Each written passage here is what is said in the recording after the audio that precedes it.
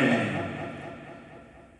오늘은 감사주일, 추수 감사주일. 할렐루야. 금년도 벌써 어제 그저께 같이 동해안에 해 들어가는 거 보러 가네 뭐하네 했는데 벌써 11월 달 중순이 다가왔습니다. 이제 며칠만 있으면 또 금년에 이제 한 해가 또 저물어가는 그러한 해입니다. 감사주일 예배를 지금 드리려고 아침에 설교 준비를 하면서 이렇게 보니까 우리 어렸을 때에 그 고향에 노란 황금 벌판이 생각이 납니다. 그 황금 벌판에는 아주 벼가 노랗게 익어서 메뚜기도 많았습니다. 그래서 그때는 메뚜기를 무엇을 가지고 메뚜기를 잡으러 갔냐? 큰 대두병이라고 있습니다. 한 대짜리 들어가는 파란 병, 큰 병.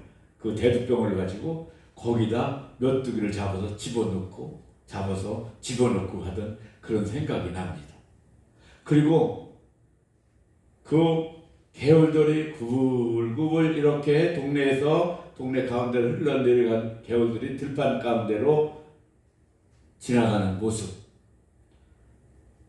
거기에다 볕단을 벼서 또 벼줄가리를 쭉 쳐놨던 그러한 모습들이 눈에 아주 선하게 보입니다.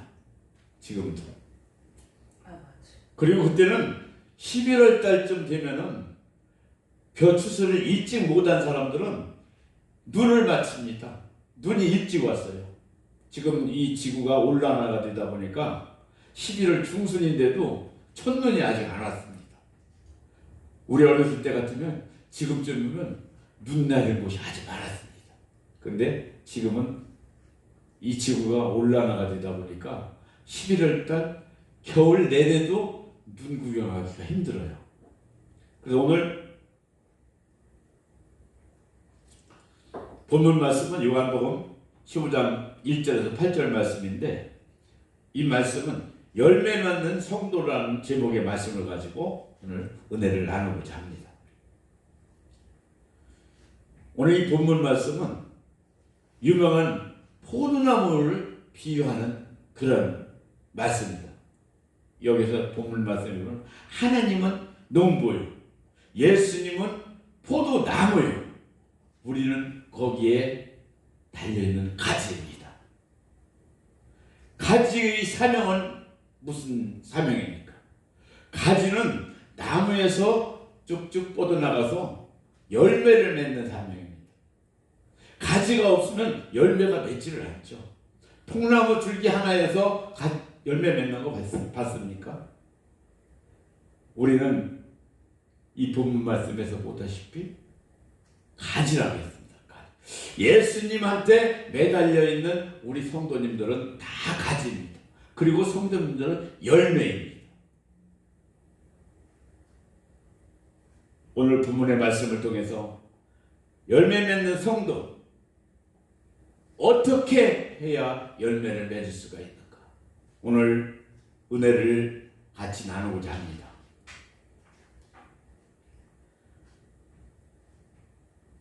열매를 맺으려면 어떻게 있어야 됩니까? 첫 번째는 예수님 안에 있어야 합니다. 여기서 5절을 보시면은 나는 포도나무요 너희는 가지니 저가 내 안에 내가 저 안에 있으면 이 사람은 가시를 많이 맺나니 하였습니다. 예수님 안에 우리가 들어가 있어야 튼튼한 가지가 뻗어나갈 수가 있다는 것입니다.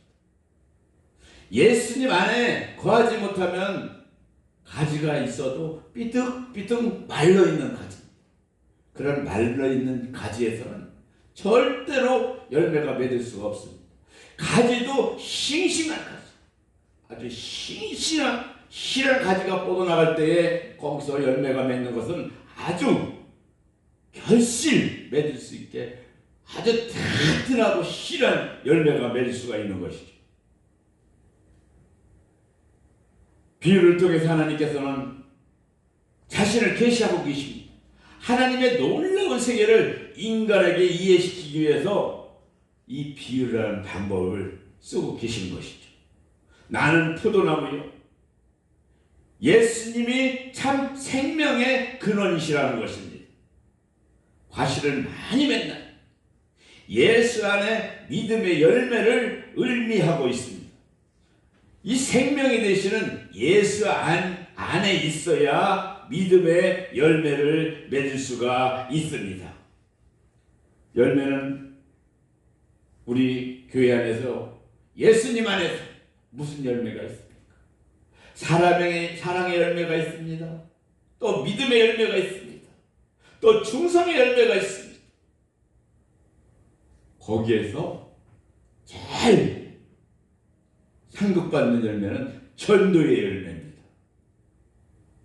이런 열매를 맺으시기를 예수님의 이름으로 축원합니다.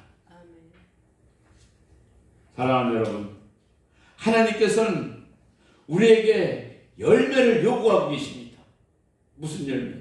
사랑의 열매, 전도의 열매, 복음의 열매, 이러한 열매들을 하나님께서는 맺으라고 하고 있습니다. 하나님께서는 농부이십니다. 농부는 1년 농사 짓는 데 있어서 무엇을 합니까? 우리 포도나무를 비유해서 한번 봅시다. 봄에 농부가 거름을 풍성히 줬을 때에 이 포도나무는 그 거름을 먹고 무럭무럭 힘있게 자라서 줄기에 물을 빨아들여서 가지를 뻗습니다. 가지를 뻗고 가지에는 아주 많은 열매를 맺을 수가 있는 것입니다. 농부는 열매를 맺기 위해서 온갖 장성을 다 들여서 이 나무를 가꿉니다. 우리 하나님께서는 여러분들을 가지의 열매를 많이 맺기 위해서 하나님께서 농부로 우리한테 농사를 짓고 있습니다. 하나님께서 우리에게 은혜를 주시고 축복을 주시고 하는 일마다 잘 되게끔 해주시는 것이 하나님께서는 우리한테 거름을 주고 있는 것입니다. 그 거름을 누가 먹어야 됩니까? 우리가 그 거름을 잘 받아먹고 우리가 실하게 포도나무로 자랄 때에 많은 열매를 맺을 수가 있는 것입니다. 하나님께서는 농부로 우리를 비유해서 농사를 짓고 있지만 우리 영혼의 열매를 얻기를 위해서 예수님을 이 땅에 보내셨습니다. 예수님께서 십자가 보혈을 흘리시고 성령의 단비를 주심으로 우리는 모든 죄에서 사함을 받고 우리는 열매가 주렁주렁 달릴 수가 있는 것입니다. 우리는 믿음의 열매를 맺어야 하는 것입니다. 마태복음 7장 16절 보니까 그의 열매로 그들을 알지니 가시나무에서도 포도를 또는 엉겅퀴에서 무화과를 따겠느냐 하였습니다. 여기서 가시나무는 구약의 율법을 상징합니다. 가시는 무엇을 줍니까? 우리에게 고통을 줍니다. 우리에게 멍해를 줍니다. 가시 한번 찔리면은 그 가시는 독성이 있어요. 독성이 있기 때문에 가시를 찔리면은 그 속에서 고름이 잡힙니다. 때에 따라서는 마귀가 가시를 가정해서 우리에게 아픔을 줍니다. 이 마귀한테 한번 붙들리면은 고름 잡히는 것처럼 우리가 고통 속에서 헤어나지를 못하고 그 마귀한테 시달림을 받을 수가 있는 것입니다. 사랑하는 여러분, 마귀한테 고통을 받지 않고 가시에 찔리지 않기 위해서는 하나님께서 주시는 풍성한 거름을 먹고 우리가 실한 나무가 되어서 자라야만 마귀 사탄들로부터 또 벌레로부터 나무가 침범을 당하지 않고 실하게 자랄 수가 있는 것입니다. 여기서 가시나무는 구약의 율법을 상징합니다. 또 포도나무는 누구를 상징합니까? 포도나무는 예수님을 상징을 합니다. 이 포도나무는 그리스도 안에서의 부활의 열매, 구원의 열매를 뜻하고 있습니다. 그러므로 우리는 열매를 많이 맺어야 합니다. 5절과 8절의 말씀에 두 번이나 많이 맺으라고 하십니다. 5절 말씀에 나는 포도나무요 너희는 가지니 저가 내 안에 내가 저 안에 있으면 이 사람은 과실을 많이 맺나니 나를 떠나서는 너희가 아무것도 할 수 없음이라 하였습니다. 열매 맺는 생활은 어떻게 해야 됩니까? 포도나무를 비유해서 보면은 포도나무 가지가 열매를 많이 맺기 위해서는 첫째는 깨끗하게 하심을 받아야 합니다. 둘째로는 포도나무 안에 거해야 합니다. 예수님 안에 우리가 거해야 된다는 것입니다. 셋째로는 사랑의 계명을 순종해야 하는 이런 것입니다. 성도들은 예수님의 피로 과거나 현재나 미래의 모든 죄를 다 단번에 다 없애버리고 깨끗하게 날마다 발에 묻은 죄는 우리가 회개하며 자백을 해야 되는 것입니다. 내 주 생활을 위해서는 고백하지 않는 죄가 없어야 합니다. 주님 허락과 인도하심이 없는 일은 하지 말아야 된다는 것입니다. 매인 것이 없어야 된다는 것입니다. 말씀 속에서 살면서 모든 염려와 짐을 주님께 딱 맡기고 주님이 주시는 힘과 지혜와 자원으로 살아가며 성령님을 모시고 성령님의 능력으로 생활을 해야 된다는 것입니다. 요즘 세상에 열매 맺는 성도를 찾아보기가 힘듭니다. 열매를 맺지 못한다는 것은 재른 신앙이 없기 때문입니다. 복음의 열정이 없기 때문입니다.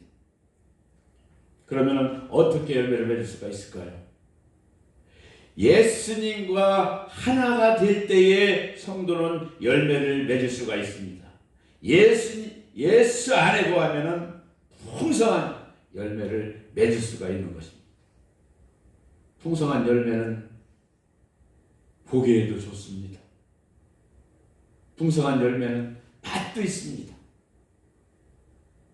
그러나 우리가 이 열매가 시들시들한 열매는 정말 보기에도 안타깝고 먹으면 맛도 없습니다. 사랑하는 여러분, 예수님 안에 거할 때에 풍성한 실한 열매로 우리가 자라날 수 있는 것입니다. 그리고 나와 예수님의 관계가 하나가 되는 관계를 말하는 것입니다.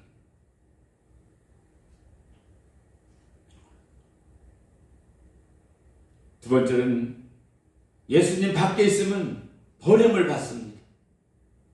6절 말씀에 사람이 내 안에 거하지 아니하면 가지처럼 밖에 버리워 말라지나니 사람들은 이것을 모아다가 불에 던져 사르느니라 하였습니다. 사랑하는 여러분, 6절 말씀처럼 예수님 안에 우리가 거하지 못하면은 가지가 붙어있지를 못하는 거죠. 가지가 붙어있으되 거의 떨어져가는 가지는 물을 흡수할 수가 없어요. 나무에서 볼 때도. 그 나무는 비실비실 말려져 가고 땔감밖에 될 수가 없는 것입니다. 그러면 그 나무는 어떻게 됩니까? 갖다가 모아서 땔감으로다 살려 불쏘시개로밖에 쓸모가 없는 것입니다. 그러나 가지에 실하게 붙어있는 그 가지는 불쏘시개를 누가 감히 쓰겠습니까? 거기에 실한 열매가 맺고 수확을 거둘 수가 있는데 그 나무 가지를 갖다가 불쏘시개로 쓸 사람은 하나도 없습니다. 우리는 예수님 안에 과연 실하게 붙어있는 가지가 되는 여러분들 되시기를 예수님의 이름으로 축원합니다. 내 안에 거하지 아니하면, 예수님께서 무서운 말씀입니다. 예수님과 함께하지 아니하면, 또 예수님 안에 거하지 아니하면 불에 던져 사르느니라 했습니다. 불에 던져 사른다는 것은 아궁이 속에 들어가는 게 아닙니다. 불에 던져 사른다는 것은 지옥의 멸망 불에 떨어지게 된다는 것입니다. 즉 예수 안에 거하지 않는 모든 사람들은 멸망을 당하게 된다는 것입니다. 사랑하는 여러분, 열매를 맺지 아니하는 가지는 잘라서 불에 던집니다. 무서운 경고의 말씀입니다. 이 팔레스타인 지방에서는 포도나무를 심으면 3년 동안은 열매를 거두지 않는다고 합니다. 나무가 3년 동안 잘 자라게 한 후에 열매를 거둡니다. 저도 한때는 이 사과나무에 과수원을 꿈꾸고 농부로 살까 하고 시골에서 사과나무를 심은 적도 있습니다. 아버지하고 같이 과수원을 경영하고자 사과나무를 심었는데 그 사과나무를 한 3년 동안은 잘 가꿔야 됩니다. 3년, 4년, 실하게 수확 보는 시기는 5년에서 6년입니다. 6년서부터는 이제 나무가 아주 많이 자라서 수확을 잘 보기 시작하는데 한 2년, 3년 될 때도 사과가 엽니다. 근데 그때 수확을 보고자 그 나무의 열매를 그냥 두면 나무가 자라지를 못합니다. 그래서 그 나무의 열매를 다 따서 버립니다. 왜? 다음에 5년, 6년 될 때 나무에서 많은 수확을 보기 위해서. 이 팔레스타인 지방에서도 3년 동안은 이 포도나무를 심고 나무 잘 자라게 가꿔준다고 했습니다. 왜냐하면 3년 안에 맺는 열매는 상품성도 없고 나무를 자라지 못하게 붙잡고 있기 때문에. 그러나 3년이 지나고 좋은 열매가 없으면 그 나무는 어떻게 됩니까? 그 나무는 버려버립니다. 3년을 가꿨는데도 그 나무가 상품성이 없고 그 나무의 열매가 자라는 것이 현찮고 정말 지질이 못난 그러한 상품성 열매가 맺으면 아무리 3년 동안을 가꿨어도 그 나무를 찍어버립니다. 하나님께서는 우리의 연약함을 아시기 때문에 참아주시고 이해해주시고 품어주십니다. 그러나 언제까지나 어린아이 같은 신앙으로 살 수는 없습니다. 우리는 열매를 맺지 못하면 찍어 버려질 것입니다.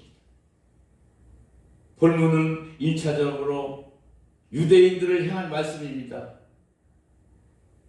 예수를 메시아로 알지 못하고 예수를 십자가에 못 박혀 죽인 이 유대인들,